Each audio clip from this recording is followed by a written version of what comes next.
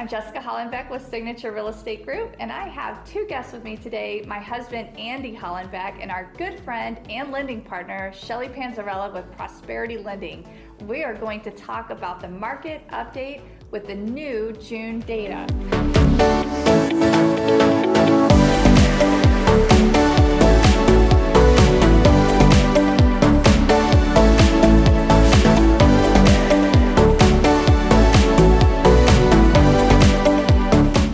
Update. The new median home price is now $395,000. That is a historic high for Vegas.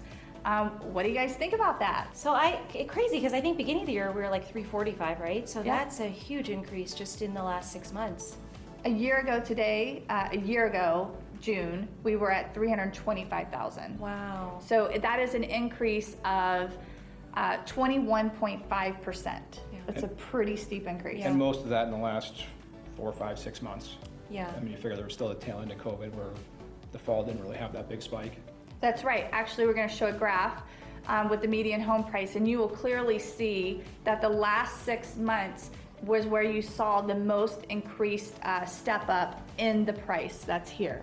So we really saw that rapid increase. How does that maybe relate to rates? Because last year the rates dropped really low and then they crept back up at the beginning of the year, and I feel like everything's like a slightly lag sometimes. Yeah. Where people catch on, the rates dropped and then they get in the market. And now rates kind of went back up and now they're gone back down. Yeah. Or kind of. Yeah, so I think in the beginning when rates crept up, like early part of the year, I think a lot of that was, there was a little bit of fear of like FOMO, right? Fear of missing out. So people started to jump back in because we were talking about sales prices increasing, and then if rates increase, you could be completely out of affordability if that happened. And so I think you saw a big rush to get into homes at the time just because rates were going up. Like you said, rates have actually come back down. We're back in like where we were in March before the steep increase. And so I feel like it has settled down a little bit, which is kind of weird. And I don't know if it's that or if it's like vacation and season, you know, as far as like pre-approvals and people just being around to want to buy. But I do think it attributed to some of that spike in purchases in the last 6 months. Well, nationally, I believe I read it on the Black Knight report, was that they did see a decrease in the number of mortgage applications in these last couple months. So it just goes to show rates came back down, we'll probably see an increase. Yeah, some of that also is inclusive of refinances. So I know for most lenders, the refinance part from 2020, that heyday is pretty much slowed down like by 50%. And so some of that is the aftermath of it coming into the beginning of the year. Now you're probably going to start to see a little bit more of that pick up again, like you said. So some of those numbers that they share are inclusive of refinance applications too. So.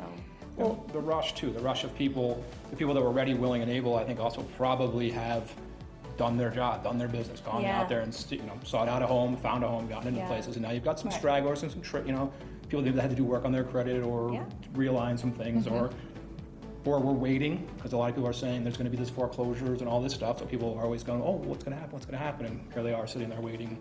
Yeah. Still waiting. Some of them are still waiting since 2009. Yeah. Exactly. And with low rates, even if the price is just a little higher, this median home price, you know, we can clearly see that the prices are higher.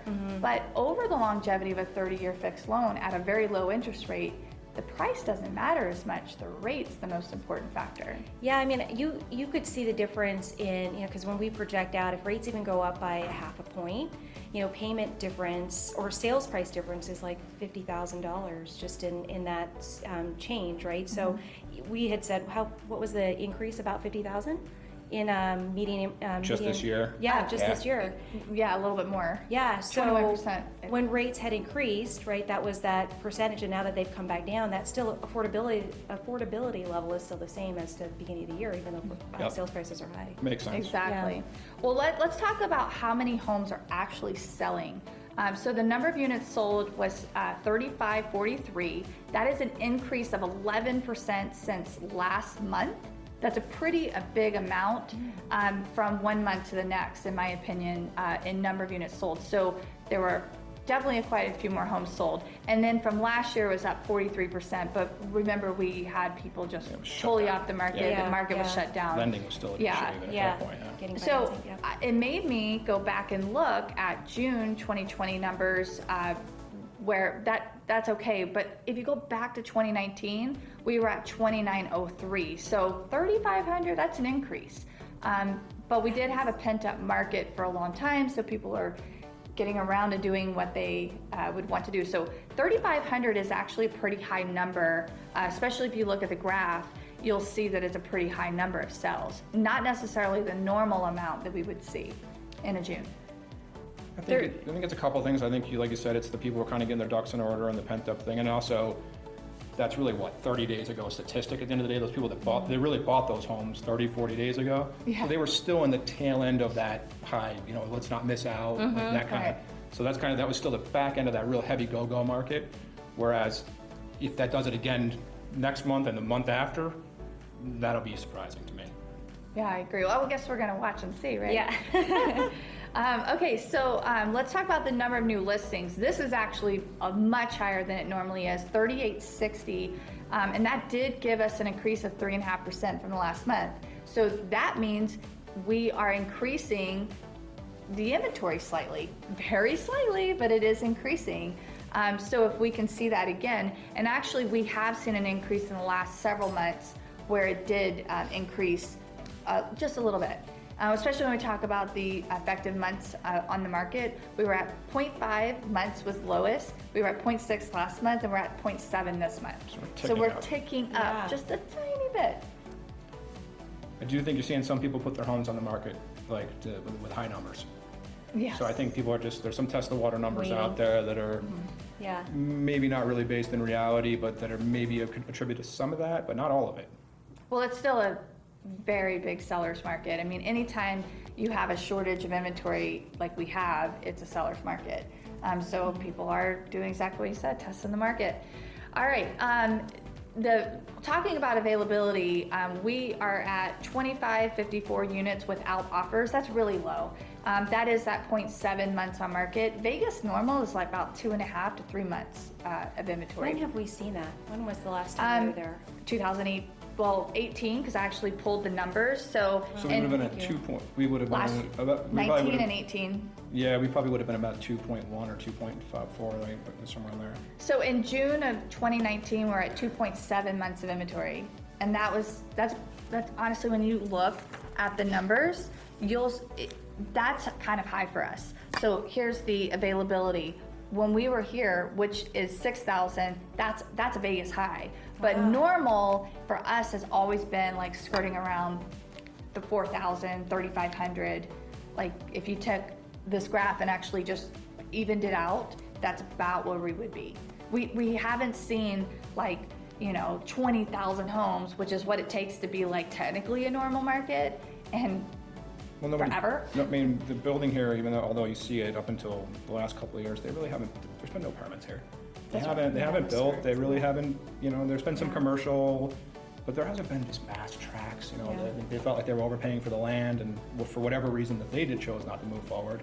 The builders didn't add to this, really, Well, not in any significant And they level. can't Yeah. because there's a shortage of lumber. Well, they can't now. So in doing all this research to always prep for this, if you look at the data, we were headed for a shortage regardless of COVID. Yeah, you're and right. COVID just made it crazy, in comparison. So current effective inventory right now is 0.7 months of inventory. That's about 8.8% increase since last month, which that's kind of a big amount. But Sounds really the big. number's so Yeah. tiny. Yeah. There's just not that many homes. So we've seen this increase. If you start with 10 homes and you increase by 10%, you only really added one home. Exactly. So I went back again and looked at like 2019 when things were normal, and we were at 2.7 months of inventory. So that's kind of like our Vegas normal. Like if you average things out, it's not like an even market. It's still a seller's market at 2.7%. It's just not aggressive seller's market like it has been today. The last few months. Yeah.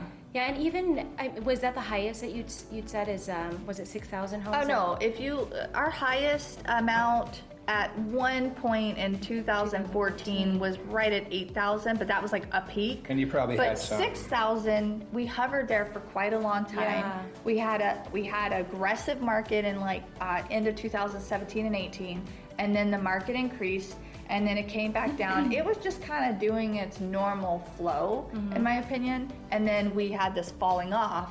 But when you look at this, you'll actually see that the last 6 months have been a little uptick. We're like coming out of that low. Yeah. So I'm happy to see that. And this is actually showing 2020 was actually higher, is that right? Or in the 2020 as far as So sales? this uptick probably shouldn't have been there, but remember COVID hit. So when COVID hit, people stopped That's right. selling. Yeah. That if you would have just followed that trajectory, we would have seen a downward. We already had anticipated that March of 2020 was going to be the beginning of a massive. We were already, looking Sell at off, or do you think a whole just like people market just exactly like it had been the previous spring, but even hotter.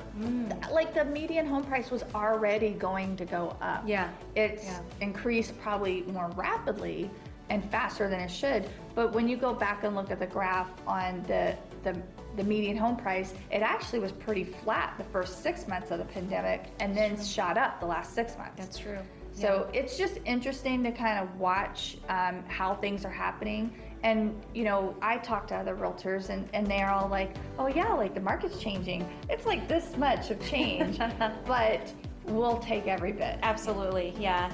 I think some of that also is, some of it is still seasonality, right? Do you feel like there's just a little bit of shift just because of, school's over, people are back to like going on vacation, we're reopening. I feel like a lot of people, from a buyer standpoint, I've had a few buyers that are just like, we're gonna hold off just for a few weeks just because we're gonna go on vacation and, Yes. things like that. I'm like, wow, that's different, right? And then school's coming back, next month, and so we'll start to see a little bit of that change. Well, we're gonna do a part 2 of this, and it's going to be where we take this and what do we think is going to happen moving forward. So are we going to see some foreclosures? What about forbearance? Is it hanging around? Is it going away? The eviction moratorium. So stay tuned to our next video and subscribe to our YouTube channel, because you will then get that video from us. And we appreciate you watching. And in all, this is the market update. If you have any questions, reach out to any of us and we'll be happy to discuss it with you. And thank you for your time.